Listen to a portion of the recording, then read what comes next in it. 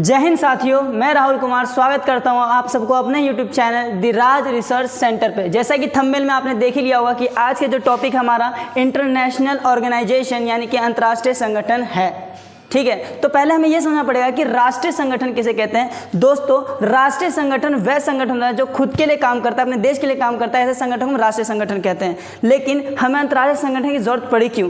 क्या कारण है कि हम आज अंतर्राष्ट्रीय संगठन को पढ़ रहे हैं? तो इसके पीछे एक ही सबसे बड़ा कारण यह है कि अंतर्राष्ट्रीय संगठन वह संगठन होता है जो किसी एक देश के लिए नहीं बल्कि पूरे विश्व के लिए काम करे। ऐसे संगठन को क्या बोलते हैं? राष्ट्रीय संगठन। यानी मान लीजिए कि हमारे देश में कोई विपदा आएगी तो उसको सॉल्व करने के लिए हमारे देश के संगठन है, लेकिन अंतर्राष्ट्रीय स्तर पर कोई विपदा आए तो उसको कौन सॉल्व करेगा? जो हर एक देश को नुकसान पहुंचा सकता है। तो ऐसे देखते हुए हमें एक संगठन की जरूरत पड़ी जिसे हमने बनाया अंतर्राष्ट्रीय संगठन। फॉर एग्जाम्पल के देखा जाए तो HIV, एड्स, आतंकवाद, महामारी, इन सभी से लड़ने के लिए हमें किसी जरूरत पड़ी? अंतर्राष्ट्रीय संगठन की। एग्जाम्पल लेते हैं आज कोरोना काल। इस कोरोना काल में लाखों लोग मारे गए। अगर इस कोरोना काल में सभी देश साथ मिलकर नहीं आते तो हो सकता था आने वाले समय में हमारे देश में या पूरे विश्व भर में लोग अभी भी कोरोना से क्या होते हैं? पीड़ित। तो ऐसे में सभी देश एक साथ आकर काम किए। इसी में WHO की बहुत बड़ी क्या रही थी? भूमिका रही थी। आप समझते हैं कि कंसेप्ट को कि अंतर्राष्ट्रीय संगठन आया क्या? हुआ क्या था कि प्रथम विश्व युद्ध के दौरान बहुत से लोगों की जान हानि हुई, बहुत से लोग मारे गए, बहुत सी बीमारियां आई। तो इसको खत्म करने के लिए एक संगठन बनाया गया जिसका नाम रखा गया लीग ऑफ नेशन। क्या नाम रखा गया जी? League of nation. League of nation को 10 जनवरी 1920 में बनाया गया था। 10 जनवरी 1920 में लीग ऑफ नेशन इसे बनाया था ताकि अंतर्राष्ट्रीय स्तर पर शांति हो सके और आगे कोई युद्ध हो ना सके। लेकिन अपने कार्य में लीग ऑफ नेशन क्या हुआ? असफल हुआ, जिसके कारण सेकेंड वर्ल्ड वॉर हो गया, द्वितीय विश्व युद्ध हो गया। इसके बाद लीग ऑफ नेशन को खत्म किया गया और उसी की जगह पे उसके उत्तराधिकारी के रूप में बनाया गया UNO। किसे बनाया गया दोस्तों? UNO, जिसे हम बोलते हैं यूनाइटेड नेशन ऑर्गेनाइजेशन। क्या बोलते हैं? United Nation Organisation. United Nation Organisation जो है उसे 24 अक्टूबर 1945 में 51 देशों ने मिलकर संयुक्त राष्ट्र चार्टर पर साइन करके बनाया था। अब इस संयुक्त राष्ट्र चार्टर में जो 51 देश आए थे, वो 51वां देश जो था वो पोलैंड था। और पोलैंड के आने के बाद एक स्थापना होती है नई संगठन जिसका नाम रखा था UNO। UNO की स्थापना कर दी जाती है। ठीक 6 दिन बाद ही भारत 30 अक्टूबर 1945 को भारत इसका सदस्य देश बन जाता है।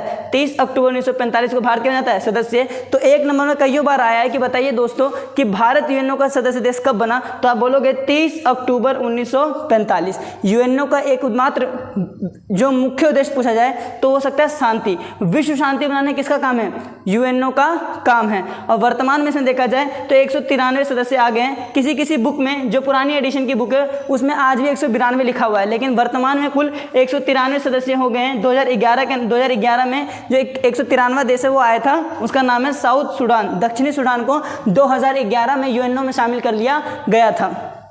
आई होप मुझे यहाँ तक आपको समझ आ ही गया होगा। अब आते हैं महत्वपूर्ण मुद्दे पे, ये है क्या जो बहुत बार कई बार पेपर में आया है। लगभग 6 नंबर का तो मान लीजिए क्वेश्चन आता ही रहता है। तो आपको पढ़ना है UNO के अंग, पार्ट्स ऑफ UNO कह सकते हो।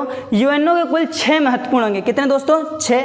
पहला महासभा, दूसरा सुरक्षा परिषद, तीसरा सामाजिक एवं आर्थिक परिषद, चौथा न्याय संहिता परिषद, 5वां अंतर्राष्ट्रीय न्यायालय और छठा सचिवालय। एक एक को समझते हैं, बहुत ही आसानी से समझ आएगा। एकदम आसान टॉपिक है, 2 मिनट में बस खत्म हो जाएगा। इधर देखते रहिए बस। महासभा, महासभा जो है इसे हम आम सभा यानी जनरल असेंबली भी कहते हैं। इसके अंदर UNO में जितने भी देश हैं वो सभी देश किस में आते हैं? महासभा में। जैसे कि UNO में वर्तमान कितने देश हैं? 193। तो 193 किस में आएंगे? महासभा के अंदर आकर काम करेंगे।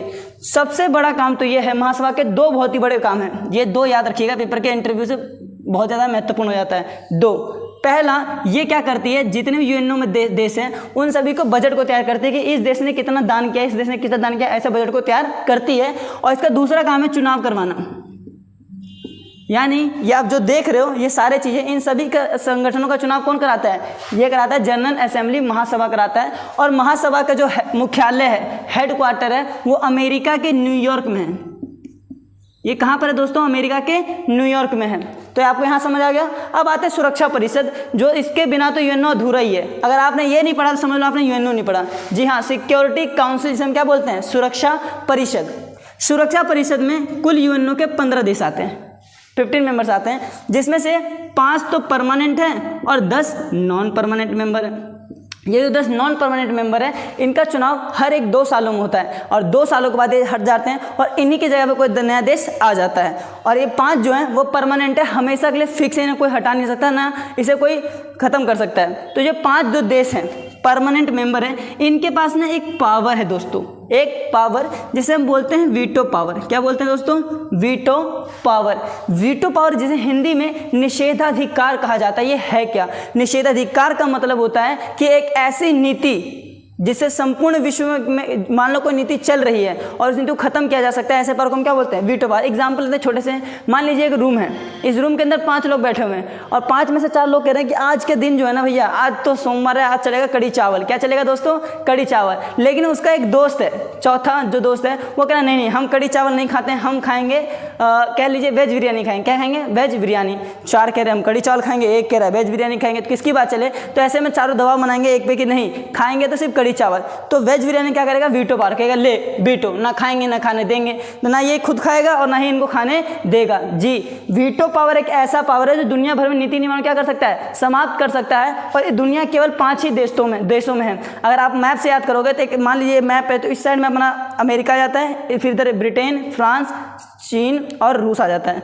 लेकिन इसका एक ट्रिक भी है छोटा सा, अगर आप याद करना चाहो, 5 परमानेंट मेंबर जिनके पास वीटो पावर है उनकी ट्रिक है ABC, ABCD, वही तो ABC, और एक आता है FR।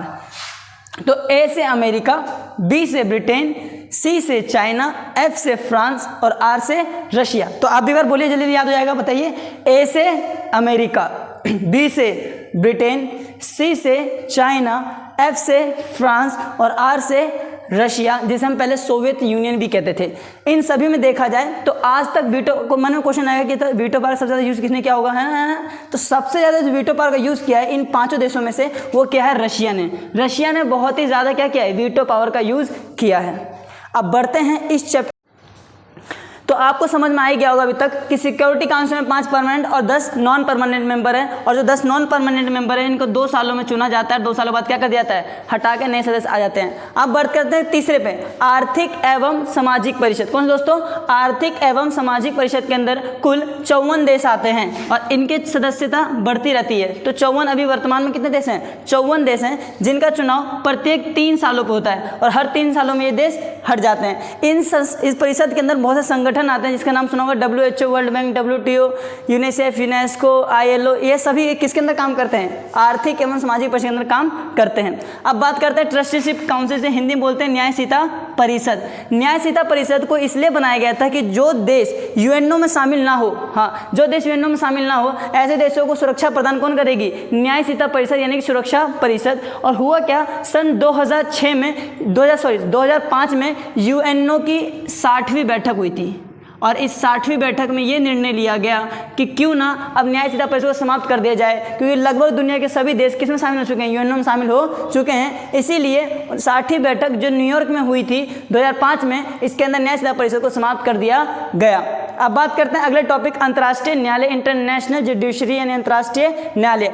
अंतर्राष्ट्रीय न्यायालय में कुल 15 न्यायाधीश होते हैं। जैसे हमारे एक सुप्रीम कोर्ट है, हाई कोर्ट है, उन समय कोई न्यायाधीश होता है, तो वैसे ही अंतर्राष्ट्रीय न्यायालय में कुल 15 न्यायाधीश हैं जिनका चुनाव 9 सालों पर होता है, जिनका चुनाव 9 सालों पर होता है। और ये क्या करती है? क्या है? ये अंतर्राष्ट्रीय स्तर के कानून को देखरेख करती है। अब एग्जाम्पल लेते हैं, अगर मान लीजिए कि कोई आदमी यहाँ से दूसरे देश काम करने गया है और उसको वीजा पासवर्ड ऐसे रख लेता है और ऐसे किसी ने किसी को मार दिया, दोनों देश, मान लो 2 लड़कों के बीच लड़ाई हो गया दूसरे देश में, तो उस समय जो इसके बीच लड़ाई हुआ है, तो ऐसे स्थिति में उनका जो केस बनेगा और देखरेख करेगी वो कौन करेगी? अंतर्राष्ट्रीय न्यायालय करेगी। 2 देशों के बीच व्यापार संबंधित बहुत सी चीज़ें जो दोनों के बीच लड़ाई होता है, इन सबको देखरेख कौन करती है? अंतर्राष्ट्रीय न्यायालय। और लास्ट आप आते हैं सचिवालय। सचिवालय को दोस्तों समझ सकते हो कि सचिवालय के जो हेड होते हैं उन्हें महासचिव कहते हैं, और महासचिव इन सभी के काम राख की देखरेख करता है कि कौन सा संगठन सही से काम कर रहा है कि नहीं, क्या ये सभी लोग सही से काम कर रहे हैं या नहीं कर रहे हैं, इन सबकी देखरेख कौन करता है? महासचिव, जो सचिवालय का एक भाग है। और इसी वर्तमान में जो महासचिव है वो है एंटोनियो गुटेरेस। कौन है दोस्तों? एंटोनियो गुटेरेस हैं, जो कि पुर्तगाल से आए हैं। कहाँ से आए दोस्तों? पुर्तगाल से आए हैं। ये कौन? Antonio Guterres. इससे पहले जो थे, सबसे पहले जो थे वो ट्राई गवली थे। ठीक है। अब आते हैं इस चैप्टर के दूसरे सबसे बड़े महत्वपूर्ण क्वेश्चन पे, वो है क्या ये यूएनओ के स्थायी सदस्यता के मापदंड, क्या कौन कौन से मापदंड है कि हम यूएनओ की स्थायी सदस्यता हासिल कर सकते हैं। तो ये डेट रखिएगा 1997 में एक महासचिव थे जिनका नाम था कोफी ए अन्नान। कौन थे दोस्तों? कोफी ए अन्नान, बहुत महत्वपूर्ण नाम है, याद रखिएगा। कोफी ए अन्नान ये अफ्रीका महाद्वीप के घाना एक देश है, वहाँ के रहने वाले निवासी थे और ये यूएनओ के एक बार क्या बने थे? महासचिव। इन्हें नोबेल पुरस्कार भी दिया गया, वैसे याद रखिएगा 2001 में दिया था। तो अब एक टॉपिक समझते हैं हुआ क्या कि यूएनओ की स्थायी सदस्यता हासिल करने के लिए कोफी अन्नान वह महासचिव बने जिन्होंने कुछ मापदंड रखा कि जिस देश को यूएनओ की स्थायी सदस्यता चाहिए तो उसकी आर्थिक शक्ति होनी चाहिए, सैन्य शक्ति होनी चाहिए, यूएनओ बजट देता हो, लोकतंत्र का सम्मान करता हो और विशाल आबादी हो, तभी कोई देश यूएनओ का परमानेंट मेंबर बन सकता है और उसको क्या दिया जाएगा? वीटो पावर दिया जाएगा। अब जो क्वेश्चन बहुत ही इंपॉर्टेंट पेपर के नज़रिए से देखा जाए, क्या भारत यूएनओ का स्थायी सदस्य बन सकता है? क्या भारत भी 5 देशों की तरह वीटो पावर अपने पास ले सकता है? क्या भारत बन सकता है या नहीं? बिल्कुल भारत बन सकता है और इन सभी पॉइंटों को भारत क्या करता है? फुलफिल करता है। एक एक पॉइंट समझ जाओगे, बस आराम से देखते रहिएगा जी। भारत जो है यूएनओ का स्थायी सदस्यता हासिल करने के लिए पूरी मापदंड को फुलफिल करता है। कैसे? पहले बात करते हैं मजबूत आर्थिक शक्ति की। तो देखा जाए वर्तमान में भारत की अर्थव्यवस्था 3.75 ट्रिलियन डॉलर की अर्थव्यवस्था हो चुकी है और हमारे वित्त मंत्री सीतारमण ने भी कहा है कि आने वाले कुछ ही सालों में भारत की जो अर्थव्यवस्था है वो 5 ट्रिलियन डॉलर की हो जाएगी और वर्तमान में इतने पे ही भारत दुनिया की 5वीं सबसे बड़ी आर्थिक शक्ति है दोस्तों। तो पहली पॉइंट तो आपको समझ ही आया होगा कि भारत आर्थिक रूप से बहुत ज़्यादा क्या है? मजबूत है। दूसरी पॉइंट की बात करते हैं सैन्य शक्ति, है ना। तो सैन्य शक्ति की बात की जाए तो भारत दुनिया का दूसरा सबसे बड़ा आर्मी संख्या रखने वाला देश है। सबसे पहले चीन आता है, दूसरे नंबर पर भारत आता है। दूसरा पॉइंट, भारत हर साल अपने मिलिट्री पे 75 बिलियन डॉलर खर्च करता है। 75 बिलियन डॉलर। अच्छा, ये जो नंबर्स बता रहा हूँ ये थोड़ी ऊपर नीचे भी हो सकते हैं, करंट में चेंज हो गया होगा, लेकिन आपको याद करना है कि सैन्य शक्ति में कितने 75 बिलियन डॉलर खर्च करता है। और भारत एक न्यूक्लियर वेपन कंट्री है, यानी कि न्यूक्लियर वेपन्स में आप कह सकते हो परमाणु शक्ति संपन्न देश। भारत एक परमाणु शक्ति संपन्न देश है, जिसे यह पता चलता है कि भारत की सैन्य शक्ति एक आत्मनिर्भर सैन्य शक्ति है।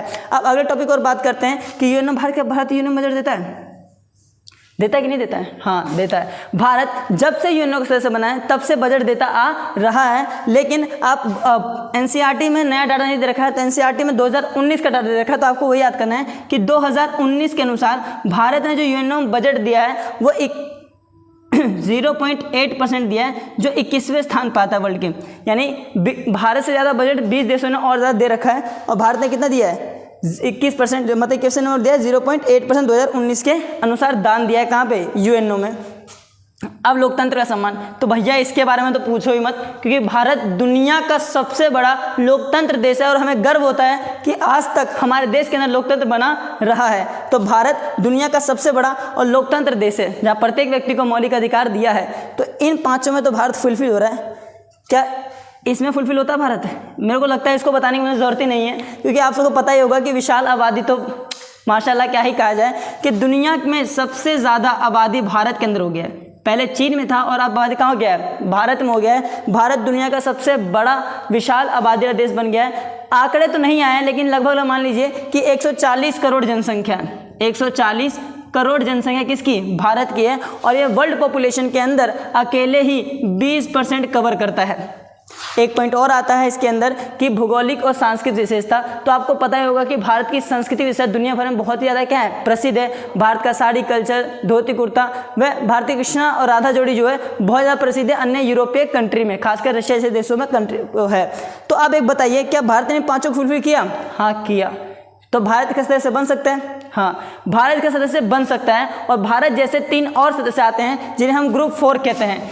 इस ग्रुप 4 में जितने भी देश हैं वो सभी यूएनओ के सुरक्षा परिषद की स्थायी सदस्य हासिल करने के लिए फुलफिल अपनी जो योग्यताएं हैं बताते हैं, जिसमें एक इंडिया है, एक जापान है, एक जर्मनी है और एक ब्राज़ील है। ये 4 देश ऐसे देश हैं जो इसके अंदर ये पूरी शर्तों क्या करते हैं? पूरा करते हैं। आई होप आपका आज का ये वीडियो आपको समझ में आ गया होगा। अगर वीडियो आपको अच्छी लगे तो मैं दोस्तों जरूर